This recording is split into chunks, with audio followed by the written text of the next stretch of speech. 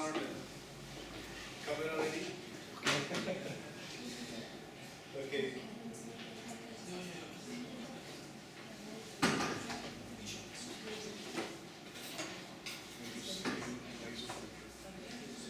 So this is a sort of a crash course into what I would like to see as a complex photonics, and the results I'm going to show they are basically a collection of data and principles from about the last 8 years.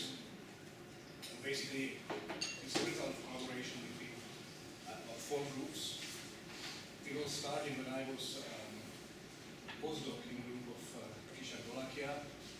Nowadays, I collaborate with Lamelis and his students from the University of Oxford.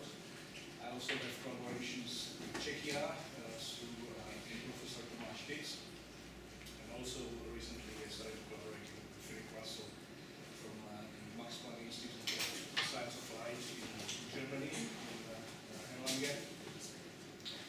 And on the first line, this is mainly people from my team. Martin Boschner is now in Sydney.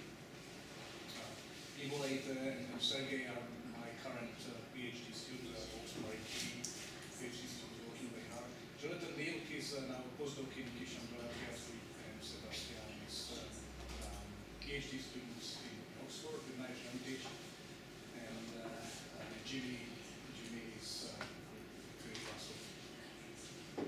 So I started my PhD in Brno, in Czechia. Brno is the second biggest city after Prague. It's in the southern part of the eastern part of Czechia, called Moravia. As a town, it has some nice scientific history. I can mention particularly this guy, Johann Gregor Mendel, that I hope you all know for what he represented, especially in genetics. And some recent interactions brought substantial funding to Brno. So there are a lot of new institutes. Particularly, I would like to mention this ALICI, which is Application Laboratories of the Institute of Scientific Instruments, where I was. But there are other things like CETEC or the ICRC that was recently opened. It's not actually seen very well. But there are nice opportunities you may want to check it. And the interface between physics, science, and medicine starts to an interesting place. Right, in 2007, I moved to Scotland, to St Andrews, which is here, just about an hour driving from Edinburgh. St Andrews is a beautiful place, very posh university. Some say that if you're not good enough for Oxford or Cambridge, you go and study in St Andrews. Might be the case. These people actually both met there, right, and married. But it's actually very famous, particularly for golf, right? And every 5 years we have a British Open there. This is from 2005. I can actually play a bit of that. This is when Tiger was still in shape.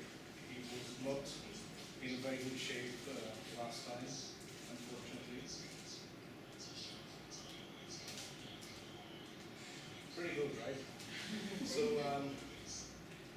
you can see this building in the background, right? So if you see from the bird's perspective, that's the building, right? This is the course. There's a beautiful beach here, and this is the university campus, especially for sciences. So this is physics, right? This building was physics, so it is still physics, and it's basically 2 minutes to get to the golf course. This is the hole number 1. This is the hole number 2. Wonderful, relaxing place. This is how it looked like when I arrived in 2007. This is how it looks like today. See the difference? Right? Here it is. So this is a school of medicine. So physics and medicine, they are physically interconnected. And they were opened in 2010. When I was actually hired as the academic fellow at the School of Medicine, I had to window somewhere here, which is very good. And I did really start thinking quite heavily about medical applications at that time. And now I'm in Dundee. Dundee is not very far.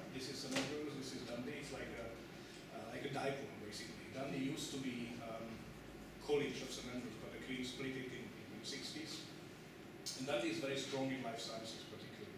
It's very famous, one of the best, the biggest environment in life sciences in Britain, with a worldwide and European reputation.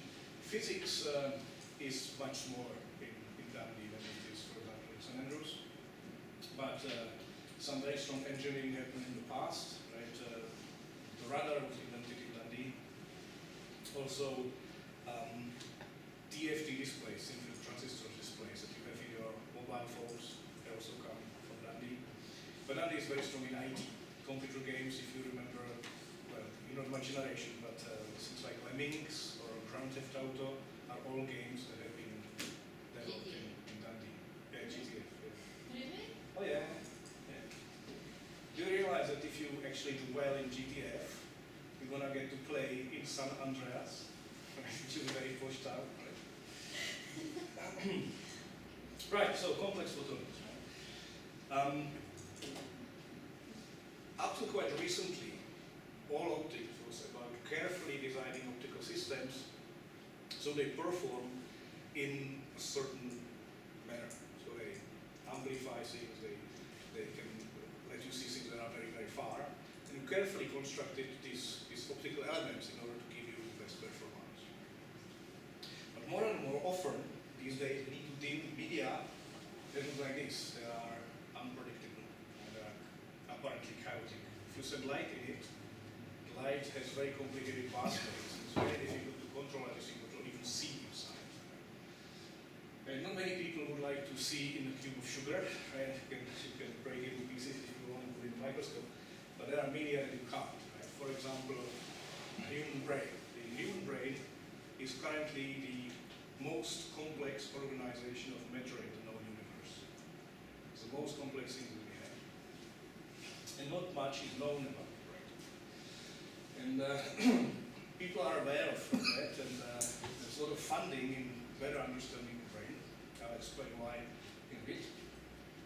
But when Obama was opening one of these initiatives, the brain initiative in the US, he said something quite interesting. He said that something along the lines that as humans, we can take any matter and break it into subatomic particles, or we can actually understand stars that are billion light years away, but we got no idea what happens between our ears. And he was quite right? The reason why we don't see in the brain is that it's very complex, it's very optically turbid medium. Now you can say, well, this is something, this is a quote that is associated to Einstein.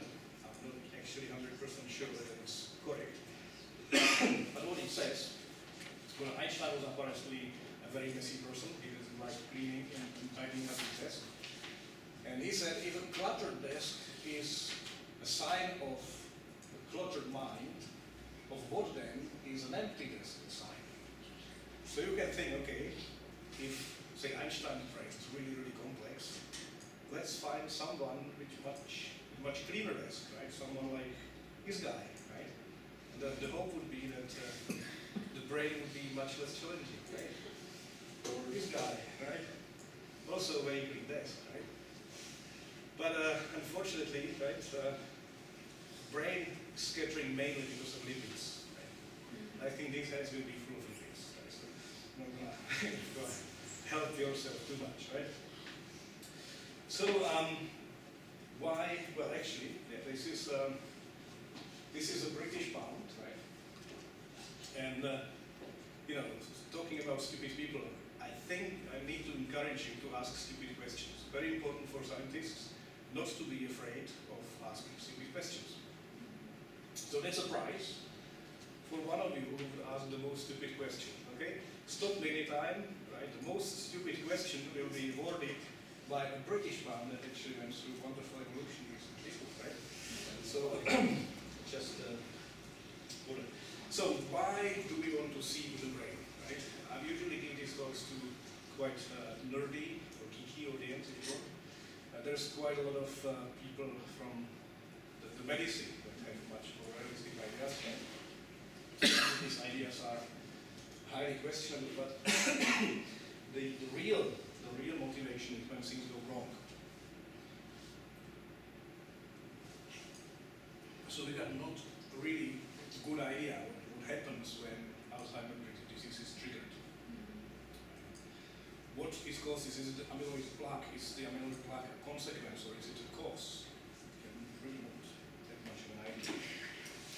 So if you want to really see something, you would like to be able to observe neurons with very, very high magnification, especially to see these little things and the dendrites that are known as dendritic spines. Right? But you want to see them in a living and behaving brain, at least an animal model, which is done. So what can we do these days, right? If you look at this chart, you got methods that we can use in imaging, biomedical imaging, right? Some will offer us very high resolution, right? Very, very small details you can see. But you can only use them on the surface. On this chart you will see a penetration depth, how deep in tissues you can use them versus the resolution. Right? Then we have some kind of light-based methods. The best details can be seen in super resolution microscopy, but you also can do it very, very, you can't do it very deep, right? You can only do it in depths of a couple of tens of microns maximum. But then we have acoustic optics, photoacoustic microscopy, ultrasound, magnetic resonance, CT, PET, right? You name it, right? You know all this quite well, right? Because they can really get through the whole body. But there is no technology that would allow you to have both qualities simultaneously, right? All these sort of line in this chart, on line, that has a slope of roughly 200s. So if you take any method that can give you certain resolution, you can only look 200 times the resolution in depth. And this is where you would like to be. This is seeing a single dendritic spine on a neuron, let's say 10 centimeters in the tissue, somewhere here. So you can see that the light-based methods have the highest chance of success, but still the gap is about 2 or 3 orders of magnitude. So how I came to this problematics? Well, what I did in my PhD was much closer to the previous study we had. It was optical trapping and manipulation. And I didn't really use standard optical tweezers. I was developing alternative geometries, particularly the conveyor belt. So imagine you have a beam, right, that doesn't diffract. How you can make it? Well, if you have typically, try to zoom on it. Yes. So if you have a standard lens, it has one surface that is sort of spherical, right? And the other is either spherical or flat, depending whether it's convex or right? But if you instead take a surface that is conical, you're not going to get a single focus, but you're going to get a line of a light. Something like a lightsaber, if you like Star Wars. So light that is very, very narrow, but propagates and stays narrow for a very long time. Right? Gaussian beams, so standard focus doesn't do that. Right?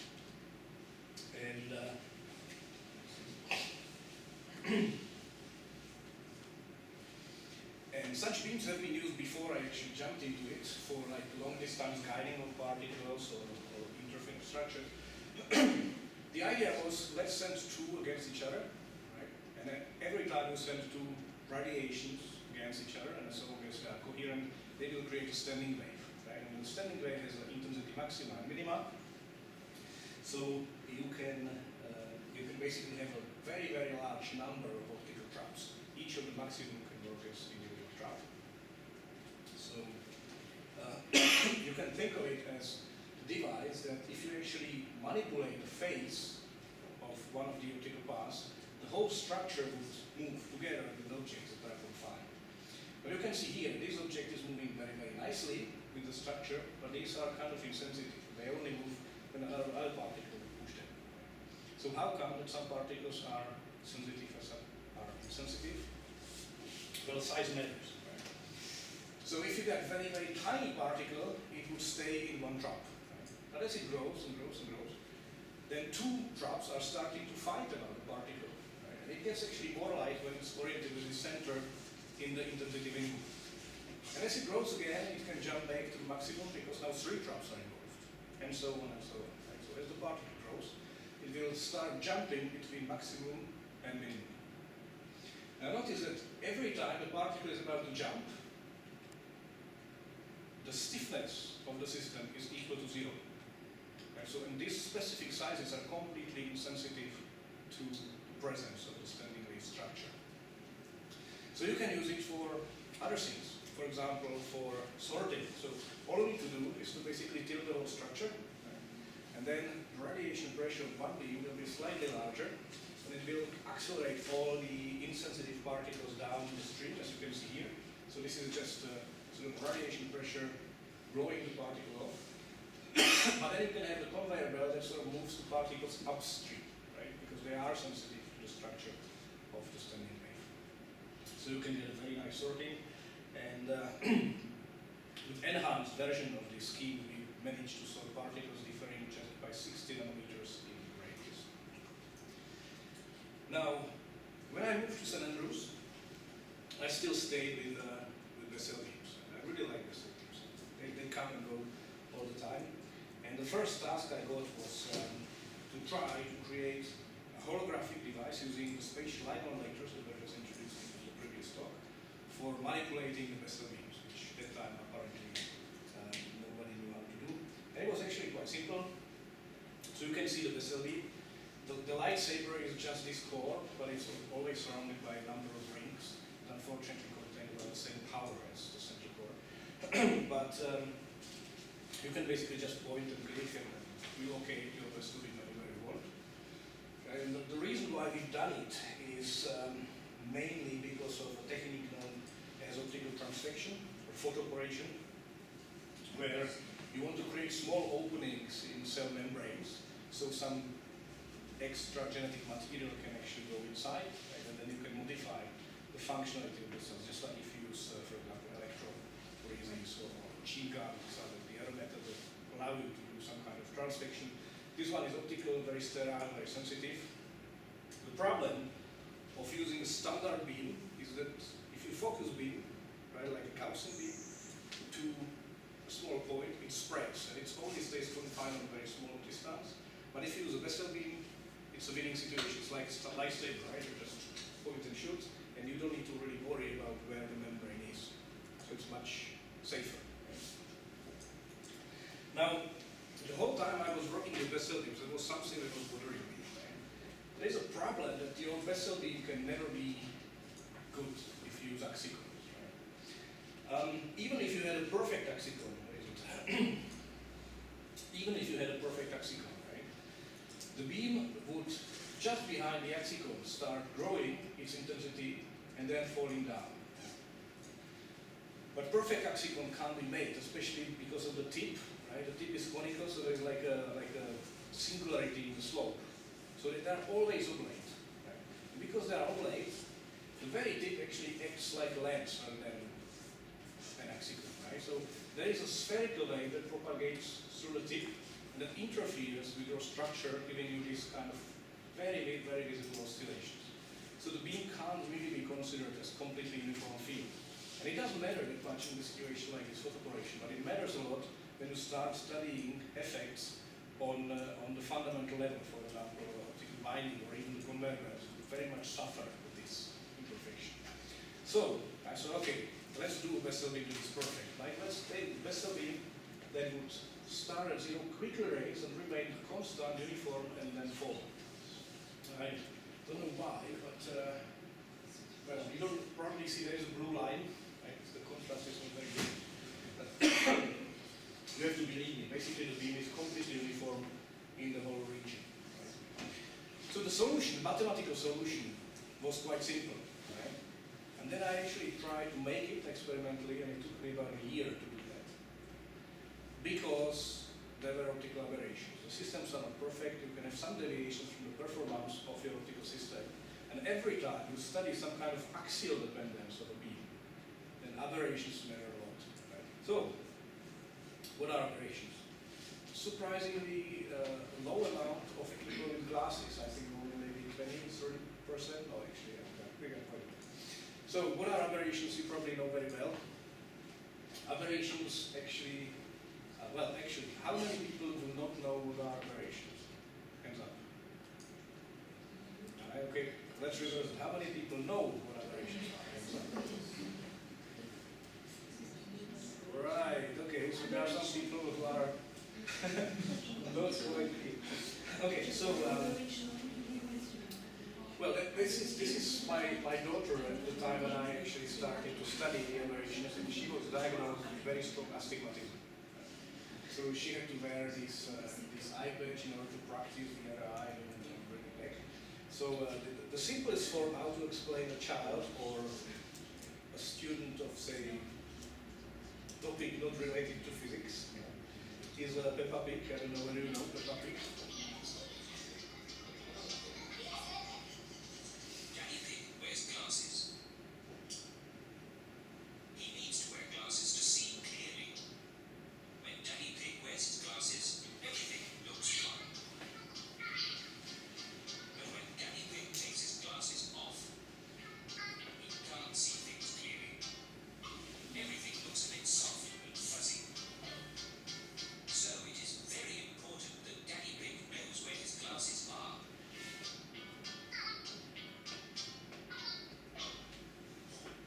Right, what rigorous science, right? I always enjoy when looking at scientists watching Peppa Pig. So something doesn't work well with the eyes, right? So the eye, in ideal case, is a lens.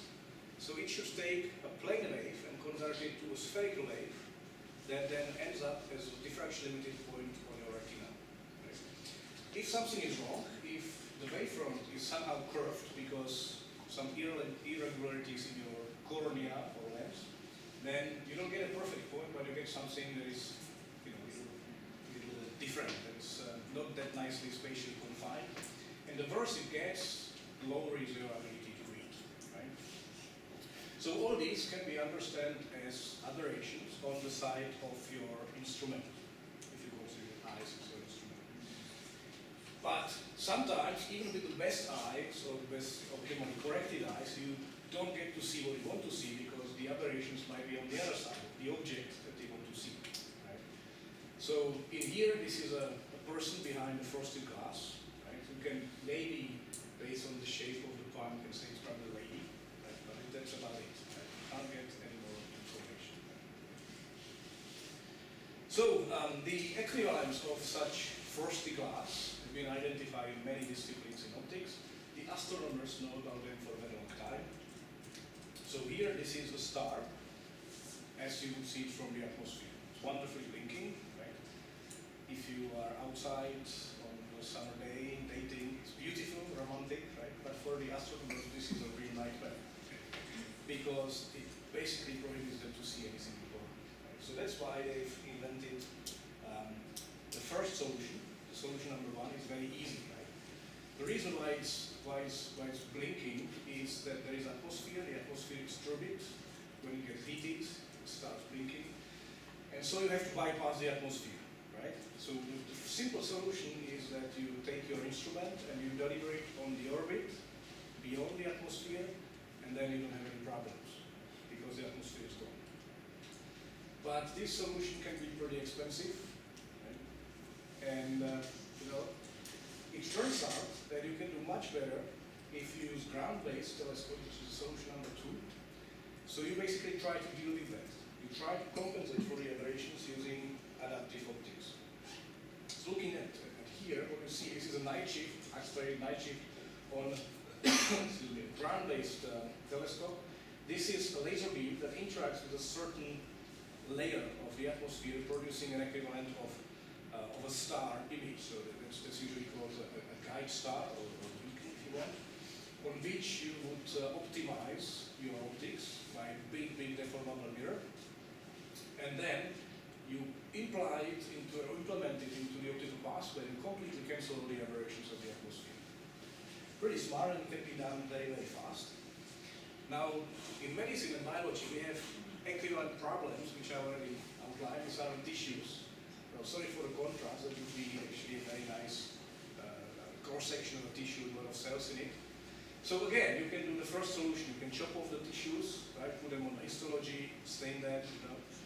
The problem is that sometimes it's very harmful, and sometimes it also costs a lot of time. And for example, trying to observe neurons in vivo, right? When they behave, when they are in the complexity of the tissue, is basically impossible in space. So the question is, can we do something along these lines of using the adaptive optics in order to get into the middle of the brain? So a lot of work has been already done, basically implementing exactly what the astronomers did, copying the same thing to the adaptive mirrors. But a true level revolution to that came with the group of Alan Mosk, especially with a couple of studies by Ivo Veleko, who in 2007 already showed that if you got a turbid medium that is completely randomizing your optical pathway, you can reshape the light in such a way that by the time it passes the turbulence, it ends up in wonderful point. Right? This is in logarithmic scale, so basically the spot is about 3 orders of magnitude more intense than all these speckly surroundings. It's quite an achievement, right? Now, well, I should have shown this before. This just shows that the astronomers are cheating. You know, they don't really bypass the atmosphere by the adaptive optics itself. Right? They always build these telescopes on the highest mountain they can find. This is Mauna Kea on Hawaii. You can get there. You rent a 4x4 off-road car. You get there, right, on a really, really narrow, scary road. And when you get there, you will look miserable, just like me, because there is no oxygen. Right? Like 3/4 of the atmosphere are already gone at that height. So they are really cheating. But the mirror is beautiful. Right? So don't buy everything that they say. Anyway, so how can we send light through a randomizing optical system and still end up with the perfect point? So I always explain it on this poster. So these are the spatial light modulators that have been introduced as a phase modulators, right? But I will use them now in slightly different way, right? So this is a movie by Gary Gracek, who unfortunately passed as a consequence of Alzheimer's. So in this novel going postward, the citizens of this world are using these huge towers as communication devices. So these are segments, these are displays of binary segments that you can independently turn on or off. Right? And the citizens just use them to encode information in there. So imagine you have a big display, and each of the segments can be on and off. So how can we use that to optimize the beam, right? So let's see, this is a laser beam that passes the lens, and if everything is perfect, all the rays will eventually end up in the focus, right? Now, let's consider them as waves, right? So you can see these wiggly lines, the waves, they come into the point in phase, right? Just like one man, they nicely synchronize themselves, right? And this gives you a constructive interference. So the power of all of them will add up, right? That's what we want. But sometimes you get aberrations, and I put them on the lens. So this is a pretty weird lens. In that case, this is not always fulfilled. For some pairs, it would be fine, but for others, it won't. Right? So this would give you destructive interference, and this is what you don't want. Right? This is what you want to eliminate. So you take these displays, right, of the segment that you can turn on or off, and place it somewhere in your optical pathway, right? And the first thing that you want to do is to open just one of these windows. Let's make it the one in the middle. Let it propagate through the system. So this is going to be from now on a phase reference, right? So you can see nice propagate through the system. Then we have to place some kind of intensity detector in the place where we want the light to get focused. And it can be anything you can think. It can be an optical fiber or a fluorescent particle that you only collect the fluorescence somewhere. Doesn't matter how strong it is. So fluorescence is a very good way of doing that. And it can be done directly in situ, in the place. So then I open another one, and I can see whether the power goes actually up or whether the power goes down. If the power goes up, it's a good guy, it's a constructive interference, this is the one I want. If it goes down, that's a bad guy. I have to block it, right?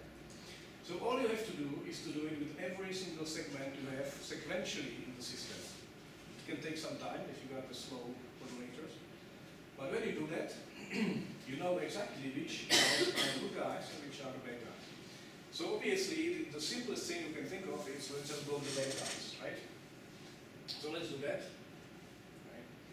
We'll only let through the system the constructively interfering modes. You can see here, the power goes really high, right? And we get a nice focus. But we can do better than that. As I said, we have a phase modulator, right? So we don't really need to kill all the light. Right? In a sense, it would cost us actually 75% of energy, for reasons that I don't want to go into the details. But if we open all of them and convince the bad guys to actually come and interfere constructively with the good guys, we get a perfect focus even in this operating system. So you got the point, right? This is how it works. And if the intensity is too high, you can burn the detector. See?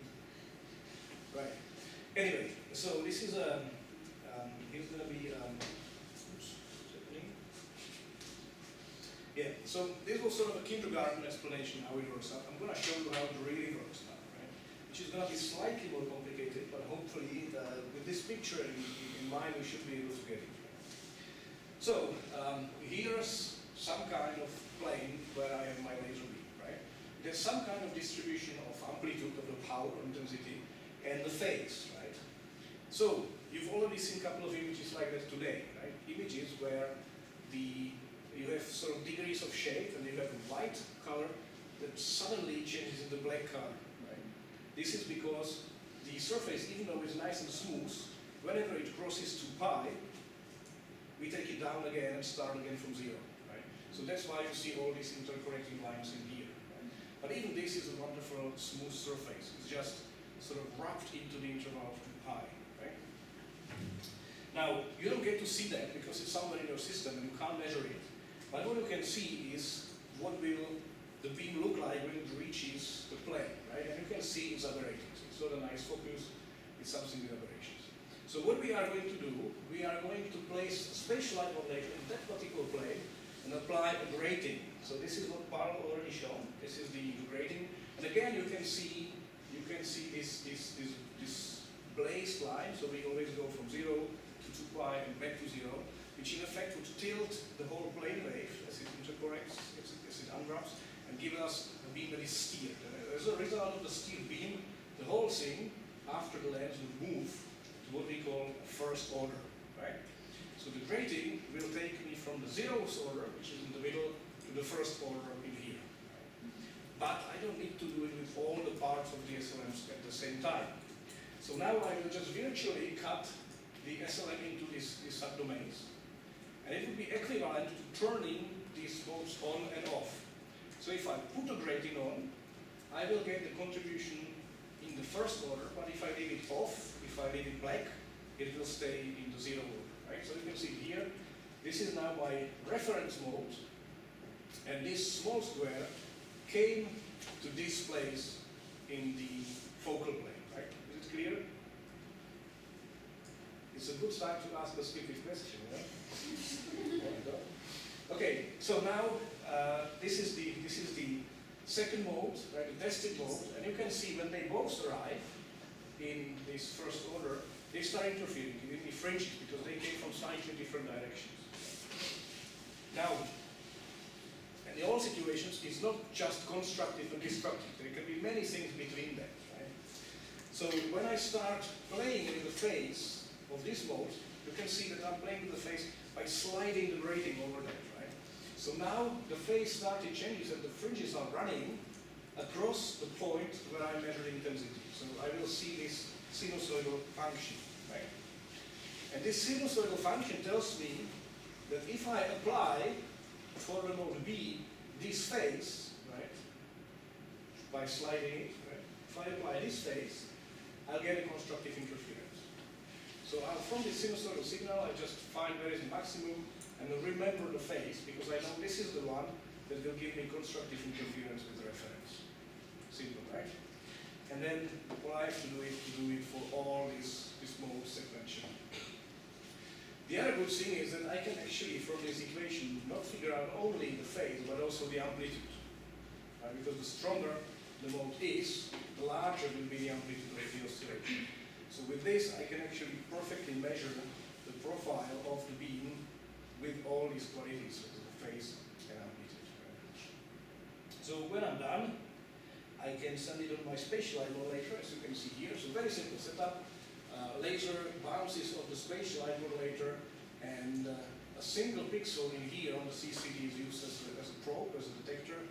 This is the amplitude, this is the phase. I've isolated an original, ugly, really aberrated point was turned after when I applied the correct phases into a perfect point. And this is my vessel beam finally converted into a beautiful shape. And I could finally get beautiful profile that was completely uniform. So I was happy. But when I did that, I thought actually this is much bigger than my initial question. I can use it for many other things where people struggle with aberrations. Right?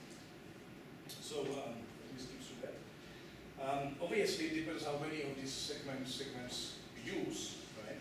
In the origin work by Helicop in here, they found that basically the number of modes that they used, the number of segments, improves it proportionally. Right? In my case, when I only had small aberrations, it did saturate quite quickly. It still grows, but you can see that here the modes are correlated. So even if you make it finer or finer, you won't get any better signal.